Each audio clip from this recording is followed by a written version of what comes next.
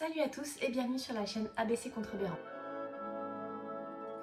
Alors c'est un petit peu bizarre de reprendre cette chaîne et ça fait 2 ans je crois que j'ai pas fait de vidéo ici. Et je le fais totalement dans un contexte d'emménagement, dans ma chambre qui n'est pas finie, je n'ai plus de décor, j'ai plus rien, enfin de toute manière en 2 ans il peut s'en passer des choses. Et me demandez pas pourquoi, j'ai eu envie de faire une vidéo pour vous parler de plein de choses. Du coup ça va peut-être être plusieurs vidéos et peut-être que ce sera une et que j'en ferai une dans 2 ans. On ne sait pas. Mais voilà, je suis là. Je suis consciente que ça résonne énormément autour de moi, que le son va pas être terrible, mais je n'ai pas trouvé de meilleur endroit pour l'instant pour faire cette vidéo parce que c'est un peu le bazar partout, il y a des cartons partout. Et je pense que même avec un meilleur son, vous auriez été tellement distrait par tout ce qu'il y a dans le décor, encore plus que sur ce décor-là, que c'était mieux comme ça et tant pis pour le son. Pourquoi est-ce que je vous raconte tout ça? Aussi parce que je pense que ce qui m'a un peu rebuté à faire des vidéos ces derniers temps, c'est le temps excessivement long que ça demande, notamment en montage. Donc je me suis dit, je vais faire une vidéo, je vais parler, et tant pis pour le montage, on verra bien ce que ça donne. Donc a priori, pas de montage et ça va peut-être être un petit peu bizarre. Mais tant pis. Qu'est-ce qui se passe depuis 2 ans? Déjà, rien de tout ce que j'avais annoncé dans ma dernière vidéo, que je vais probablement d'ailleurs virer de la chaîne, qui sert absolument à rien. J'étais en mode bonne résolution, mais j'avais dit ouais, on va être un peu plus technique, on va faire des trucs et tout. Et en fait, à partir de ce moment-là, ma vie s'est totalement emballée. C'est peu de le dire, d'ailleurs le monde aussi, puisque c'était quelques mois avant le début de la pandémie Covid. En parallèle, moi, ma vie s'est totalement emballée, il s'est passé un tas de choses, pas forcément des choses que j'ai envie de raconter ici, mais j'ai vraiment plus eu une minute à moi. Alors bien entendu, YouTube, c'est absolument pas le seul réseau social où je suis, donc vous avez pu continuer à avoir du contenu sur Instagram, vous avez pu avoir du contenu encore sur Twitch, mais en tout cas ici pour YouTube, pour les personnes qui n'étaient que là, il ne s'est absolument rien passé, ce qui n'est absolument pas le cas pour moi depuis ces 2 ans, puisque, et ça fait partie de ce dont je voulais vous parler, depuis quelques mois est sorti mon premier ouvrage, voilà, Le Tarot de la sorcière et de la roue de l'année, qui n'est absolument pas un roman, mais qui est bel et bien un tarot. Je vais le remontrer un tout petit peu. Voilà, alors j'espère que tout ne va pas s'écrouler. Quand on ouvre, on a un livret de 128 pages, donc il s'agit tout de même un petit peu d'écriture. Hop, je vais le tenir. Un livret de 128 pages et ici vous avez 78 cartes totalement illustrées. Donc c'est un travail absolument titanesque qui n'est certes pas du roman, que j'ai pas du tout documenté ici en termes d'écriture parce que ça a été une course contre la montre de folie, c'est-à-dire que sur les derniers mois, j'étais obligée, enfin moi en tout cas, j'arrivais pas à caser du tout ce travail dans ma vie, donc je m'obligeais à me lever à 5h, 5h30 du matin tous les jours pour pouvoir écrire avant que mon fils ne se lève et d'enchaîner avec l'emmener à l'école, faire ma journée, travailler, parce que voilà, et puis faire toutes les illustrations. En fait, j'arrivais pas dans ma journée à mettre à la fois la concentration pour l'illustration et la concentration pour l'écriture. Donc faire des vidéos dans ce contexte-là a forcément été un petit peu compliqué. Et donc je suis toujours dans cet emballement-là, puisque à côté de ça, mes projets pro plus classiques, on va dire ça comme ça, se sont emballés aussi. Donc voilà pour... je leur montre, je suis trop contente. Voilà au moins pour cette sortie, c'est quand même un super aboutissement de revenir en vidéo pour vous dire, je parlais écriture totalement en dehors de l'édition, juste pour le plaisir et tout. Et au final, au bout de 2 ans, je reviens quand même avec un ouvrage édité, donc je suis absolument ravie. Et pour moi, ce n'est pas du tout moindre par rapport à l'idée de sortir un roman.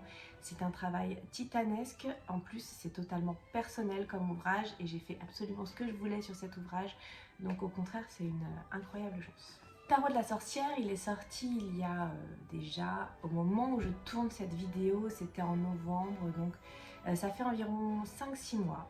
En fait 5 mois et demi je pense, quelque chose comme ça, qu'il est sorti et je ne viens faire cette vidéo que maintenant parce que comme je disais, tout s'emballe toujours plus ou moins pour moi et j'avais ni le temps ni l'envie de faire des vidéos. C'est vraiment une envie qui m'est revenue seulement très récemment.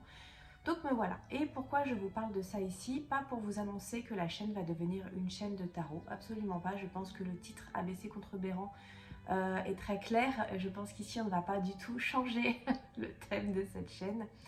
Ça va rester écriture.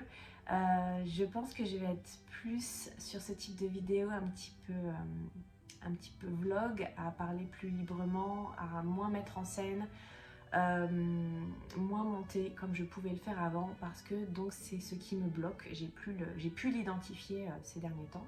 En ayant retrouvé cette petite envie de vidéo, en voulant vous présenter le tarot de la sorcière, je me suis demandé quel type de contenu je pouvais vous proposer. Donc pas forcément un type de contenu régulier, mais je pense que ça peut être intéressant aussi de vous parler de ce par quoi je suis passée pendant ces 2 dernières années. Autant dans l'écriture du tarot, mais aussi dans la démarche pour le faire éditer, puisque c'est absolument pas auto-édité, c'est édité chez le Lotus et l'éléphant, qui est un label chez Hachette. Donc toute cette phase-là, la phase de création qui je pense peut être intéressante, et aussi que sont devenus mes projets d'écriture de l'année dernière. J'ai eu une grosse phase de panne créative et je me suis dit que ce serait intéressant peut-être d'en parler aussi. Dernier sujet dont je voulais parler dans cette vidéo, mais pas des moindres, je m'en suis rendu compte quand j'ai réfléchi à ce que je pouvais vous dire avant de tourner. Je me suis rendu compte d'un truc et je ne sais pas comment j'ai pu ne pas m'en rendre compte avant. Je m'en suis donc rendu compte hier soir. Non mais quand je vais vous le raconter, vous allez vous dire hier soir. Je me suis dit comment je vais amener un tarot sur une chaîne d'écriture où j'ai plutôt moi écrit des choses qui sont plutôt de l'enquête, de la murder party, etc. Enfin voilà, c'était un peu mon questionnement. Je me suis donc rendu compte hier soir qu'en fait, le tarot de la sorcière, vraiment je sais pas comment ça a pu m'échapper tout ce temps, mais vous savez, des fois on a des trucs sous son nez, on le voit pas. En fait, d'ailleurs je vais l'approcher un peu. Je me suis rendu compte que le tarot de la sorcière était en fait l'aboutissement, mais complet et hallucinant, de mon 2e challenge écriture que j'ai lancé sur cette chaîne ABC Contrebéron. Pourquoi? Et surtout c'est dingue parce que j'ai passé un temps fou à essayer de publier mon premier challenge. Je vous raconterai ça dans une autre vidéo. Et j'ai totalement abandonné mon 2e challenge. Je crois que je n'arriverai pas à me souvenir des mots, mais je me souviens qu'il y avait téléphone, surnaturel, et je n'arrive pas à me souvenir du 3e mot, mais il suffit. Voilà, je pense que en mettant en ligne cette vidéo, je mettrai un petit lien pour que vous alliez regarder.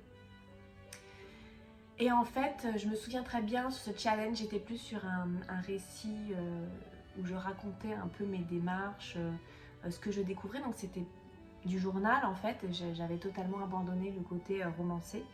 Et j'avais trouvé ça nul et pas intéressant, j'avais très vite laissé tomber.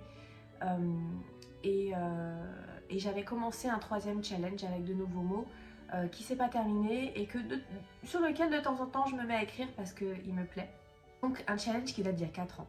C'est dingue, il y a vraiment un temps long sur l'écriture que j'ai du mal à envisager. Et donc j'avais fait pas mal de recherches. C'était un moment de ma vie où je me suis intéressée à l'ésotérisme. J'en ai pas parlé sur la chaîne parce que c'était pas intéressant pour le sujet, mais si vous avez suivi Instagram, je pense que ça ne vous a a priori pas échappé. Pareil sur Twitch. Et donc j'ai commencé à me renseigner, etc. Et j'ai orienté mes recherches pour coller à mes mots-clés, ce qui est absolument incroyable, mais ce qui m'a permis aussi de complètement twister ma manière de voir les choses et de faire. Donc comme dans mon histoire il y avait le mot téléphone, ce qui aurait très bien pu s'intégrer dans un roman, je me suis dit si je fais du récit, comment je peux intégrer, c'est pour ça que je me souviens de ces 2 mots spécifiquement, comment je peux intégrer téléphone et surnaturel. Et je m'étais dit, ok Bérangère, t'y connais rien, tu t'y intéresses, t'as ta propre forme de croyance depuis des années, etc. Mais je m'intéressais au paganisme moderne, je me suis dit, il me faut un coup de pouce, et bien en fait c'est le moment de contacter une personne que je suivais sur les réseaux sociaux depuis très longtemps et que je trouvais super top comme fille. Et je vais lui demander de m'aider à m'orienter, à me donner une bibliographie, etc.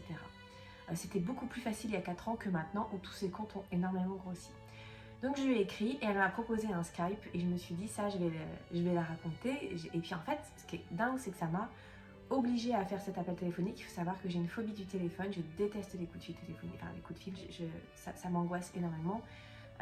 Quand j'étais jeune, je pouvais ne pas prendre rendez-vous chez le médecin juste parce que je ne voulais pas appeler la secrétaire médicale. Autant vous dire que Doctolib, c'est juste un truc génial qui est arrivé dans ma vie. Et donc j'ai appelé cette fille qui s'est avérée être une personne vraiment que j'adore, exceptionnelle, et on est devenus amis en plus, donc que demande le peuple. Et en même temps, au même moment, je me suis mis au tarot pour des raisons absolument, j'allais employer le mot fallacieux, mais je ne sais pas s'il est vraiment bien employé ici, mais c'était n'importe quoi. Il faut savoir que j'aime le tarot et que c'est une chose à laquelle je m'intéresse depuis très jeune. Je pense que j'ai lu mon premier livre sur le tarot à 17 ans. C'était complètement obscur et j'ai laissé tomber. Je me suis dit qu'il y avait un seul livre disponible à la bibliothèque à côté de chez moi. Il n'y avait pas internet à l'époque, pour rappel.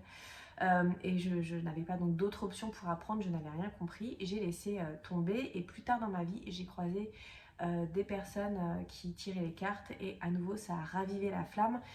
C'est une anecdote qui doit avoir une dizaine d'années, ce que je vous raconte. Et au final, je ne m'y mettais jamais.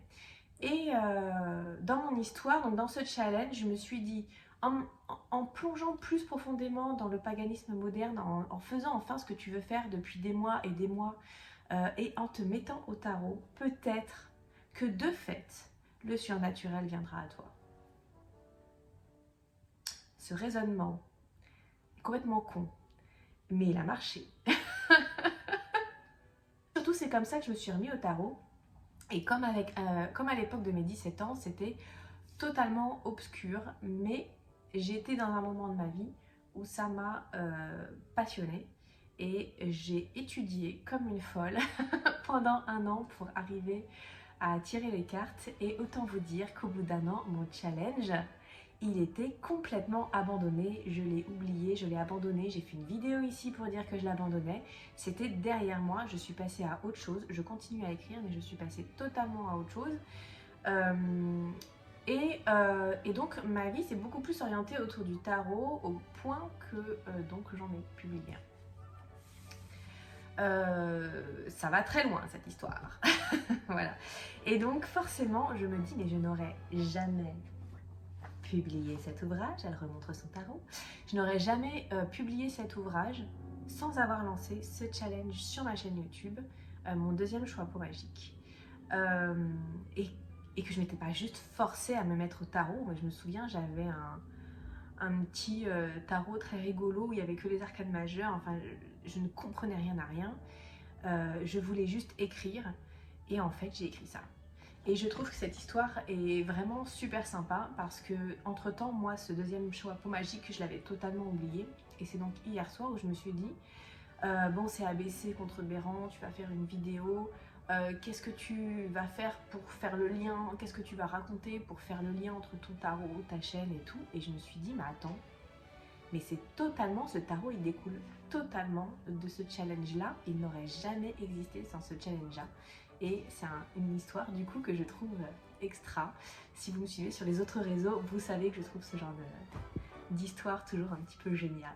Donc voilà, je pense que c'est déjà pas mal pour une reprise en vidéo, surtout en mode vlog avec peu de montage, de vous raconter comment en créant cette chaîne, en créant ABC contre Béran et en créant un challenge que j'ai totalement laissé tomber, j'ai fini par sortir un livre. Et j'arrive pas à croire que je raconte ça. J'ai fini donc par sortir un livre, un ouvrage. Il faut savoir donc que dans un tarot, il y a un livret qui accompagne. Ce livret fait 128 pages et il est entièrement rédigé. J'ai pas juste mis des mots-clés et des schémas de tirage. Je me suis un peu cassé la tête. C'est bizarre parce que je crois que c'est la première fois que j'en parle dans ces termes-là.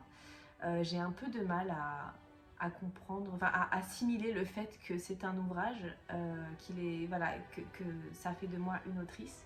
Très bizarre, puisque j'ai commencé cette chaîne absolument pas dans ce but-là, mais juste dans le but d'écrire et de me remettre à écrire, chose que je mettais toujours de côté dans ma vie et que j'ai d'ailleurs ces 2 dernières années pas mal mis de côté en dehors de ces rédactions-là. Finalement, en fait, c'est là que vous voyez le biais mental qu'on peut se donner, c'est-à-dire que je me dis que j'ai mis de côté l'écriture parce que je n'arrive plus à prendre du temps pour l'écriture de romans, c'est très saccadé dans le temps, alors qu'en fait je passe énormément de temps à écrire sur le tarot, puisque ce tarot de la sorcière il est sorti donc en novembre 2021 et qu'entre temps j'en ai rédigé un deuxième qui va sortir fin 2022 et que j'ai d'autres projets d'écriture en cours donc qui vont être édités, donc au final c'est incroyable. Voilà, je voulais vous partager ça et je reviendrai pour vous parler donc de cette fameuse panne d'écriture qui m'a complètement pourri la vie pendant l'année où j'ai totalement arrêté de faire des vidéos. Je vais aussi vous raconter le cheminement après mon premier choix pot magique, mon premier challenge écriture, ce qui s'est passé parce que même si au final ce livre n'est pas édité, je trouve que c'est intéressant. Et quoi qu'il en soit, comme d'habitude, vous pouvez laisser un commentaire pour me dire ce dont vous avez envie que je parle. Voilà, je vous embrasse et j'espère que la prochaine vidéo ne sera pas dans 2 ans. Salut!